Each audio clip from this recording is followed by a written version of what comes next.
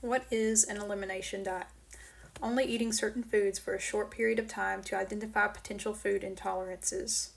They can help reveal whether a certain food is causing physical or mental symptoms. In 1926, the book Elimination Diets and the Patient's Allergies was written by Dr. Albert Rowe. Early on, the elimination diet was used for mental health problems. Nowadays, it's more used for the physical problems that we see coming up with processed foods and sugars like acne, um, being overweight, different things like that. The physical symptoms we're now targeting with the elimination diet. If you know how you feel at your baseline, you'll know if you feel any different when reintroducing different foods.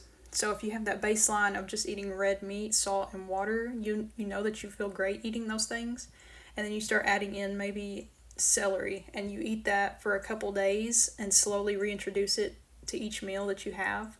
And maybe you start feeling inflamed again. Maybe your arthritis comes back a little bit in your knees or your joints, or your acne starts flaring up on your face again. You'll know that that food is triggering an inflammation response in your body, and therefore you know that food that you just shouldn't be eating it.